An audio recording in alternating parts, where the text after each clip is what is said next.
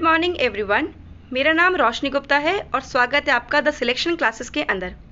आज हम 20 सितंबर 2023 के इम्पॉर्टेंट करंट अफेयर एमसीक्यूज़ को डिस्कस करने जा रहे हैं। ये करंट अफेयर बाइलिंगुअल है, जिन्हें हमने UPSC, UPPCS, other state PCS and one day exams के लिए सिलेक्ट किया है। क्लास के एंड में आपको एक प्रैक्टिस क्वेश्चन दिया जाता है, जिसका आंसर आपको हमारे कमेंट बॉक्स में करना होता है। इसका आंसर हम आपको क्लास की अगली वीडियोस में प्रोवाइड करते हैं। ठीक है, तो ये जो क्वेश्चंस हैं ये बेसिकली शॉर्ट क्लासेस हैं, जिसका हम डिटेल डिस्कशन क्लास में करते हैं। तो हम बढ़ते हैं अपने आज के पहले क्वेश्चन की तरफ कि हमारा पहला क्वेश्चन क्या है। उसके पहले आप हमारे चैनल को सब्सक्राइब कर सकते हैं, जिससे कि आपको हमारी आने वाली अपडेटेड वीडियो ऑन टाइम मिल जाए। ठीक है, तो please share this video and like it too. ठीक है, तो हमारा पहला क्वेश्चन है, हाल ही में किसे सिंगापुर की Lee Kuan Yew exchange fellowship से सम्मानित किया गया है। आपके ऑप्शन है Shivraj Singh Chouhan, B Ashok Gehlot, C Himanta Biswa Sarma and D Arvind Kejriwal. तो इसका आंसर है आपका सी हेमंत बिस्वा शर्मा। ठीक है, यानी सी जो है हेमंत बिस्वा शर्मा को क्या मिला है, इन्हें Lee Kuan Yew exchange fellowship of Singapore मिला है। हेमंत बिस्वा शर्मा कहाँ के मुख्यमंत्री हैं? ये मुख्यमंत्री हैं असम के, असम स्टेट के मुख्यमंत्री हैं और इन्हें इनकी विशिष्ट सार्वजनिक सेवा योगदान के लिए Lee Kuan Yew exchange fellowship से सिंगापुर सरकार ने सम्मानित किया है। ठीक है, क्वेश्चन नंबर सेकंड है, formula 1 race Singapore grand prix 2023 किसने जीता है? Who won the formula 1 race Singapore grand prix 2023? Option A Carlos Sainz Jr, B George Russell, C Lewis Hamilton and D Max Verstappen. ठीक है, तो आपका इसका answer है ए, यानी जो सिंगापुर ग्रैंड प्रिक्स है उसे कार्लोस सेंट जेआर ने जीता है। ठीक है, कार्लोस सेंट जेआर ने इसको जीता है। तो ये किस ब्रांड की गाड़ी को ड्राइव करते थे, यानी इनकी गाड़ी जो है वो जो फार्मूला रेस 1 जो कार है वो किस ब्रांड की थी? वो थी फरारी है। फरारी के ड्राइवर हैं कार्लोस सेंट जूनियर ने formula 1 race Singapore grand prix 2023 को अपने नाम किया है। ठीक है, तो क्वेश्चन नंबर 3 है आज का, हाल ही में भारत के किस स्थल को 41वां विश्व धरोहर स्थल घोषित किया गया है? Which site in India has recently been declared as the 41st World Heritage Site? तो आपके ऑप्शन है A Ramakrishna mission ashram, B Shanti Niketan, C art of living and D Shanti Kunj Haridwar. तो आप जानते होंगे कि भारत में टोटल 40 जो हैं वो विश्व धरोहर यानी वर्ल्ड हेरिटेज साइट है। ठीक है, अभी एक और इसमें एड ऑन हो गया है, वो है वेस्ट बंगाल का। तो उसका आंसर है आपका बी। ठीक है, शांति निकेतन क्या हुआ है, अब हमारा 41वां विश्व धरोहर बन गया है।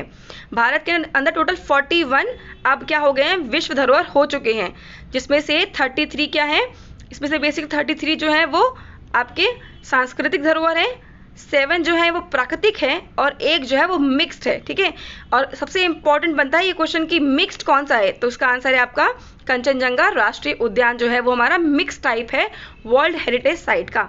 ठीक है, वीर पश्चिम बंगाल के वीरभूम जिले में स्थित शांति निकेतन सांस्कृतिक स्थल को यूनेस्को की विश्व विरासत सूची में शामिल किया गया है। इसके साथ ही भारत में कुल 41 विश्व धरोहर हो गए हैं। पश्चिम बंगाल में टोटल कितने हैं? 3 हैं। उनके नाम क्या है? शांति निकेतन, दार्जिलिंग हिमालय रेलवे और सुंदरबन राष्ट्रीय उद्यान। ठीक है, और ये डेटा कौन है? हमें यूनेस्को प्रोवाइड करता है। ठीक है, यूनेस्को द्वारा क्या किया जाता है, ये विश्व धरोहर घोषित किए जाते हैं। ठीक है, क्वेश्चन नंबर 4 है हमारा, भारत के द्वारा कितने सुखोई MU-30 MKI विमान खरीदने का फैसला किया गया है? India has decide to buy how many Sukhoi MU-30 MK aircraft. अब देखो बेसिकली इंडिया इसको बाय नहीं कर रहा है, बट इंडिया जो है वो 12 सुखोई MU-30 MKI जो है उसे बनाने का बात कर रहा है। ठीक है, तो इसका जो 60% हिस्सा है ना सामग्री, वो इंडिया का स्वदेशी होगा, यानी भारत में निर्मित होगा। ठीक है, और कौन इसको बनाएगा?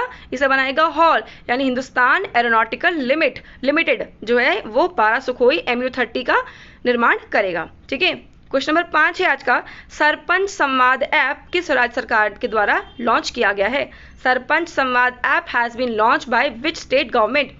ए Tripura, B Assam, C Meghalaya, D Nagaland. तो उसका आंसर है आपका बी असम, यानी असम सरकार ने ही क्या किया है, असम के जो राज्यपाल है उन्होंने सरपंच संवाद ऐप को लागू किया है, जारी किया है, या इसको शुरुआत किया है। ठीक है, तो ये ऐप किस लिए है, ये ऐप बेसिकली असम राज्य के अंदर जो भी सरपंच हैं, 2.5 लाख सरपंच हैं, उनको आपस में जोड़ना है। ठीक है, और इसको जोड़ना किस लिए, ताकि हमारे जो राज्य के अंदर जितनी भी सुविधाएं हैं या जो भी नीतियां हैं उनका अच्छे से कार्यान्वयन हो सके। ठीक है, और अच्छी पहल है बेसिकली ये, ताकि हम सरपंचों को आपस में जोड़ सकें और उचित सुविधा हम राज्य को प्रोवाइड कर सकें। ठीक है, असम राज्य के जो राज्यपाल है उन्होंने इसको शुरू किया, उनका नाम क्या है, गुलाब चंद कटारिया। ठीक है, क्वेश्चन नंबर 6 है, हाल ही में चर्चा में रहा संविधान सदन क्या है। ये आज का इंपॉर्टेंट क्वेश्चन बनता है कि what is the recently discussed constituent assembly. ठीक है, या कॉन्स्टिट्यूएंट हाउस भी कह सकते हैं आप इसको। तो ऑप्शन ए केंद्र सरकार की योजना है, बी लुटियंस जोन का नया नाम है, सी ओल्ड संसद का नया नाम है, या डी उपरोक्त से कोई नहीं। तो अभी आपको पता होगा कि 19 तारीख को सरकार ने अपने ओल्ड संसद से आखिरी भाषण दिया। ठीक है, और अब वो नई संसद में प्रवेश कर चुके हैं। तो पुरानी संसद को उतनी ही अहमियत उसकी बनाए रखने के लिए, उसको अपनी आने वाली पीढ़ियों के लिए एक इम्पॉर्टेंट धरोहर बनाए रखने के लिए उसका नया नाम दे दिया गया है। खाली हम उसे अब ओल्ड पार्लियामेंट के नाम से नहीं जानेंगे, अब हम उसे संविधान सदन के नाम से जानेंगे। इसका आंसर है सी, ओल्ड संसद का नया नाम है। ठीक है, the old parliament building will be called संविधान सदन यानी constituent house, prime minister Narendra Modi announce today in his last speech from the old building. पुराने संसद भवन को संविधान सदन कहा जाएगा। प्रधानमंत्री नरेंद्र मोदी ने आज पुराने भवन से अपनी आखिरी भाषण में ये घोषणा की है। ये देखिए, आपको हम दिखा देते हैं कि ये हमारा जो नया संविधान है और नया संसद भवन है वो है। ठीक है, तो हम देख सकते हैं कि लोकसभा के अंदर जो हमारा पुराना आपका संविधान सभा था, उस संविधान सभा कह रही हूँ, संसद भवन जो था हमारा पुराना, उसके अंदर 552 लोगों की कैपेसिटी थी सिटिंग की। ठीक है, पर जो नया बना है उसके अंदर 888 लोगों के लिए सिटिंग अरेंजमेंट है। ठीक है, इसी प्रकार राज्यसभा के अंदर भी पहले 245 लोगों के लिए था और अब ये 384 लोगों के लिए है, जो कि भारत की बढ़ती हुई आर्थिक स्थिति और जो देश का जो विकास हो रहा है उसके अनुसार किस प्रकार से हम आने वाले समय में अपने संसद का विस्तार करेंगे उसके लिए इसको दिखाता है। ठीक है, तो अच्छा, क्वेश्चन नंबर 7 है, नारी शक्ति वंदन अधिनियम किसकी पहल है। ये बहुत ही इंपॉर्टेंट क्वेश्चन है आज का कि हुज इनिशिएटिव इज नारी शक्ति वंदन अधिनियम। बेसिकली एक अधिनियम है जिसे अभी हाल ही में लोकसभा में पेश किया गया है। ठीक है, तो ये किसने पेश किया है, तो ये केंद्र सरकार ने पेश किया, राज्य सरकार ने पेश किया, असम सरकार द्वारा पेश किया गया है, कोई भी नहीं। ठीक है, देखिए ऑप्शन मैंने बहुत ही ईजी दिए हैं, मैंने अभी बताया कि लोकसभा में पेश किया गया है, तो जहां तक चांसेस हैं वो ए, यानी इसका केंद्र सरकार आंसर आपको लगाना चाहिए, उसका आंसर भी ए ही है। ठीक है, यानी कि केंद्र सरकार ने नारी शक्ति वंदन अधिनियम को अभी लोकसभा में प्रस्तुत किया है। ये बेसिकली है क्या, ये महिलाओं को 33% आरक्षण दिलाने के लिए राज्यसभा और लोकसभा के अंदर ये प्रस्ताव पेश किया गया है। ठीक है, तो लोकसभा और राज्यसभा में महिलाओं में, विधानसभाओं में, लोकसभा और राज्य विधानसभाओं में महिलाओं के लिए 33% कोटा प्रदान करने वाला ये महिला आरक्षण विधेयक आज संसद के चल रहे विशेष सत्र में लोकसभा में पेश किया गया। ठीक है, प्रधानमंत्री नरेंद्र मोदी ने विपक्ष से सर्वसम्मति से विधेयक नारी शक्ति वंदन अधिनियम को पारित करने का आग्रह किया, जो लगभग 3 दशकों से क्या हुआ है, लटका पड़ा यानी रुका पड़ा है। ठीक है, सॉरी, तो ये जो आपका नारी शक्ति वंदन अधिनियम है,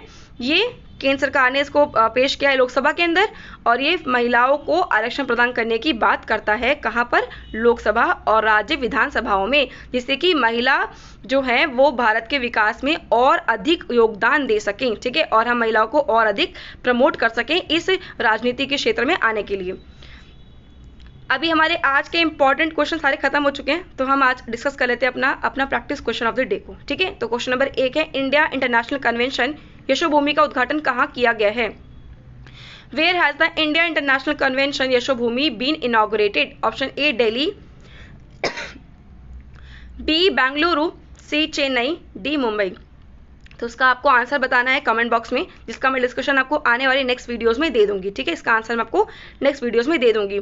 हमारे क्लास की पीपीटी आपको हमारे टेलीग्राम चैनल से मिल जाएगी, जहां आप इससे जुड़ सकते हैं और क्लास की पीपीटी को फ्री ऑफ कॉस्ट ले सकते हैं। ठीक है, और इस क्लास को अधिक से अधिक शेयर करना ना भूलें और हमारे चैनल से जुड़ना ना भूलें। Thank you.